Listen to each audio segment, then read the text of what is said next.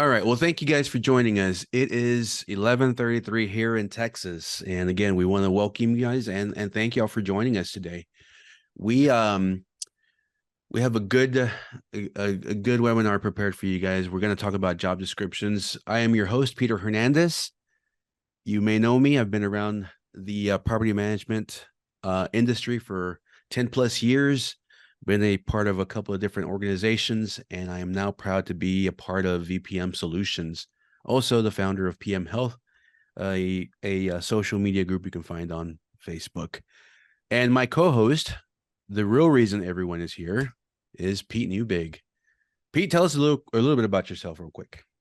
All right. Well, like Peter, I'm old. I've been in the property management space for over 10 years. Used to own a firm called Empire Industries. We went from 0 doors to like right around 1,000 single family homes in 3 markets. Sold that business in 2019.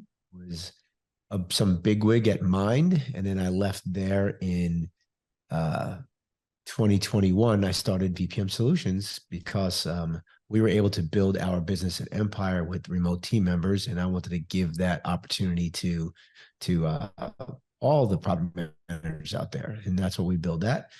And if you're not familiar with NARPM, you should be part of NARPM, and you should also listen to their podcast, which I am the host. So there you go. There you go. Well, thank you. Thank you, Pete. Really appreciate that intro.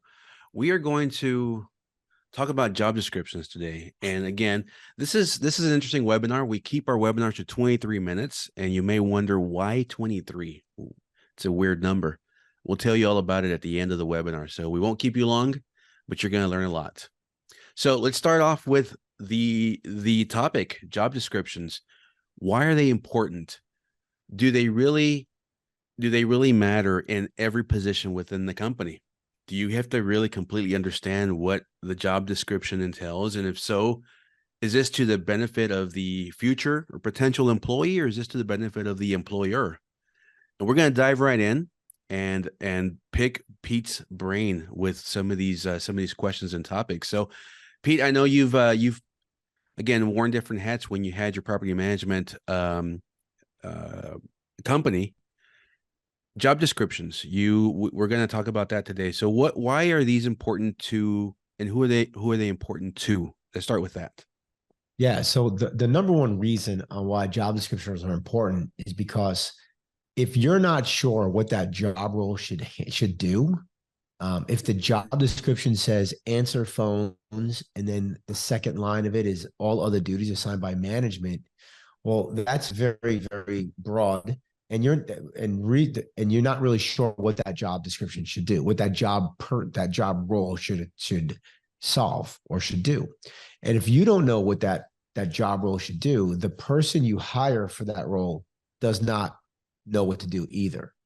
So what happens is there's a huge disconnect, I should say, between the company saying, hey, this is the job description, and then the person who takes the job. And if you guys are not aligned with what that job role is supposed to accomplish, then you have meetings like, I don't feel like so-and-so is doing a good job. So the number one reason why they're important is so that everybody's on the same page. That's the main reason on why job descriptions are important. And that's why they're important for both the company and the manager, as well as the person who's actually performing the job.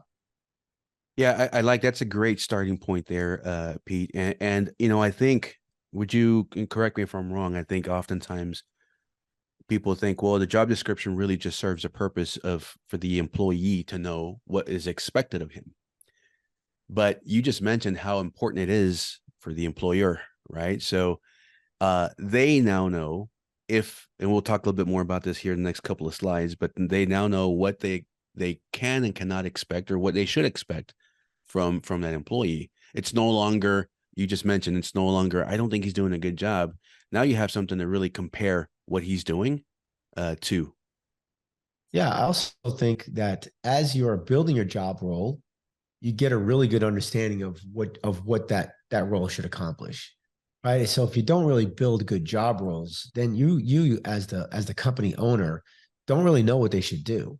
what that job role should accomplish. So it allows you to, like, if you create an org chart, which we had a webinar on that, and you built a job description for each role in the org chart, you would see that, yeah, everything in your organization is now covered by one of the job roles through the job description. And we'll talk a little bit more about why the job description should maintain inside the DISC profile. And we'll talk a little bit more about that later on. But as Yeah. far as you as the company owner, before you even hire people, you need to know where everything is covered in your organization based on your job descriptions. Okay. So you mentioned where everything's covered. Now we talk about this a lot too, right? Right person, right seat. So how does the job description help address that? Yeah, so this is something that I learned a little too late in life. But when I was hiring people, I didn't realize that the job description actually determines the personality profile of the person I'm looking to hire. And so what does that mean? So when I would build my job descriptions, I would write in bullet points, because I'm a high D, if you know this profile. So I'm a bullet point guy. And I'd write in bullet points of everything that job entailed. And then what I would do is each bullet point, I would put in the type of personality profile. And then that would tell me the majority of the personality profile. So an example could be like maintenance coordinator, right? They need to answer all calls. They need to troubleshoot. They need to put in the call ticket and yada, yada, yada. And they're like, okay, this is an S. This is a C. This is a C. This is a C. This is an S. This is a D. And from there, you can determine if the job role has too many of all four personality types. That's a unicorn. They don't exist, right? There's only very few people that are very well balanced, that they're all D, I, S, and C in DISC. And you can use whichever personality profile that you want. I speak DISC because I know it really well. So if you're building a profile that has, all the different personality types, my guess is you're not going to find anybody that can actually do that job. What you'll find is somebody who gets that job and they do a lot of things really well, because that's all a very similar personality type. And then the things they don't do well are probably another personality type. So as I was building once I knew this and I started building my job descriptions, I realized that there were some descriptions, some jobs I had to split.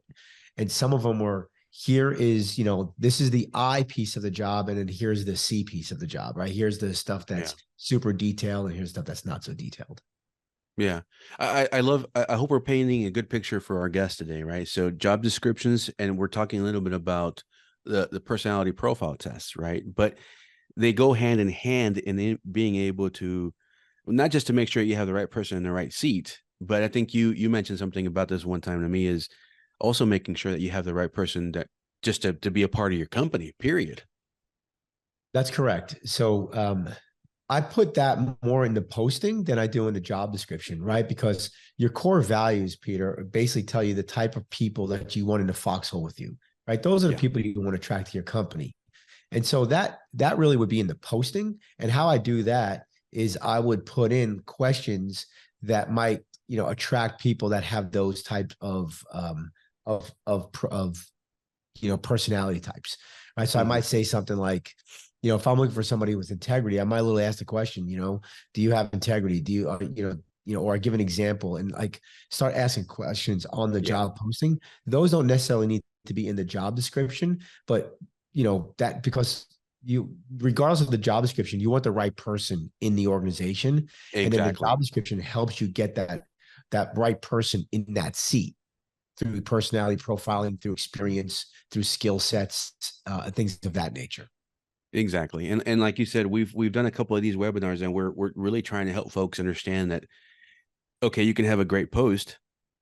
You still need to do personality profile tests. You still need to have a good job description. You still need to have KPIs, everything that we've covered in past webinars. So this is a great way to kind of now jump into what we were talking about, attracting the right people. The job posting, you talked about that. Now let's talk about the core values and how these are a reflection of the values, the profile type, and how all this connects to the job description. Yeah. So the way I look at it is, it's not me just interviewing people to come work for VPM or Empire or Mind when I was hiring for Mind. It's also people interviewing us as the company. Is this Yeah. the right company for them? Because the last thing you want to do is hire somebody who doesn't, who's not a good fit. And so in the job posting, if you could put more information about your company, right? Not just the website, but also talk about the core values of the organization, that attracts the type of person that you want in your organization. And so Absolutely. having core values and putting them in your job posting will help you attract that right person. And then, of course, knowing and understanding what profile type you're looking for as far as personality profile type, because now that you build a job description, now you can attract not just the right person for the organization, but also the right person for that particular job role. And it becomes very mathematical. It becomes very easy. It becomes much easier to hire and to be successful. Because the last thing anybody wants to do is hire somebody, and then 2 weeks later they realize they made a mistake. Yep. So you led right into that one, right? I 2 weeks did. later, Oh crap! I sure did. 2 weeks later, you realize you made a mistake.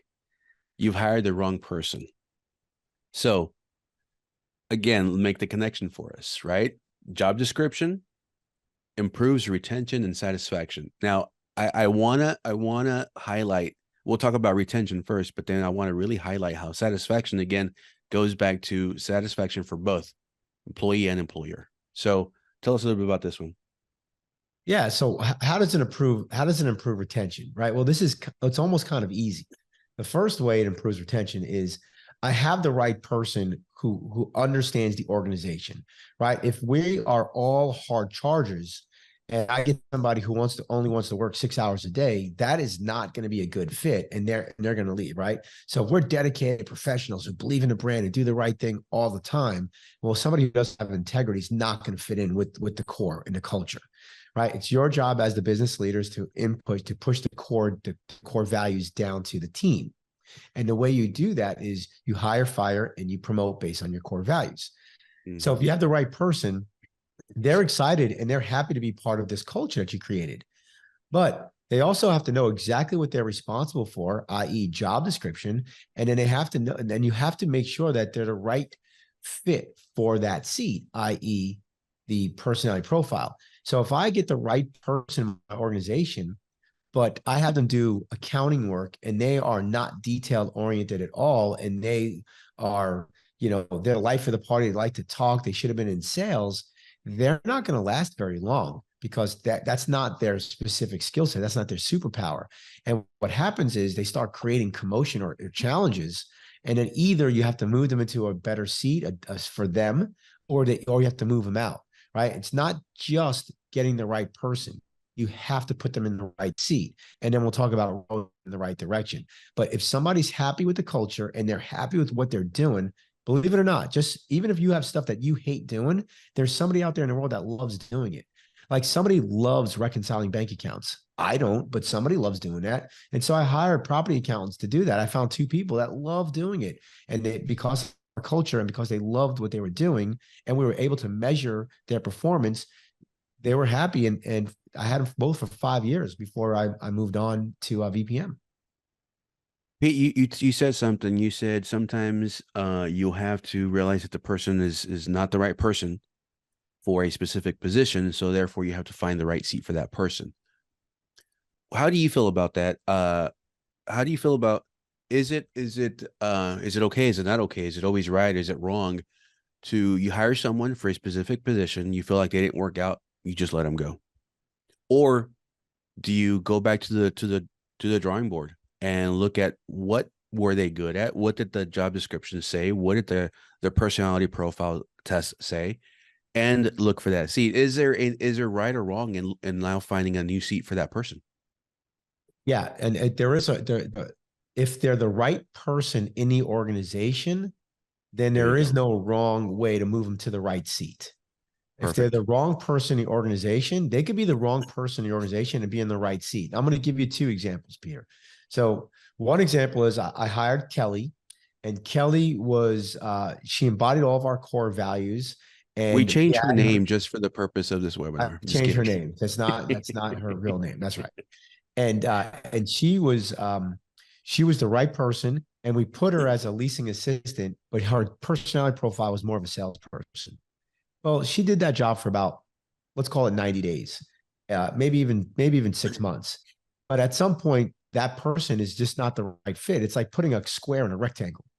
And so I finally decided either A, I have to let her go, or B, I have to move her to the sales position, to a new position. And so as you build your company, if you're growing the company, then you have obviously more seats available. And so you can move that person. So I did that and she flourished as a salesperson. Right. Now, I can tell you the same thing as I hired Brenda, name to be changed, who was a good salesperson, but she did not embody our core values. And even though she was performing very well, she was killing the rest of the organization. No one liked her. The ops team hated her. The other realtors didn't like her. It was just, it was very difficult to have good core values, and it all came down to the one bad apple. So even though she was the right person in the seat, she was the wrong person for the organization. And I had to let her go. And it was tough because she was a performer. But what happened was when I let her go, guess what happened? The whole company performed better. Yeah. As a whole. Yeah. So I don't know if we just stumbled onto something accidentally, right? But we hear this all the time, right person, right seat. But you also have to make sure it's the right person in the right bus. They could be in the wrong bus, is what I'm getting from this. Correct, 100%. And that's the whole thing about core values. Awesome. Okay, now how does KPIs, how does that tie into all of this? Yeah, we did a whole deal on KPIs. So I'm not going to talk about what they are. I'm just going to talk about how it's important in the job description, right? Every job role in your organization should have at least one number at a minimum, right? There's a famous story about what is it? Carnegie, I think it was. He's the steel guy, right?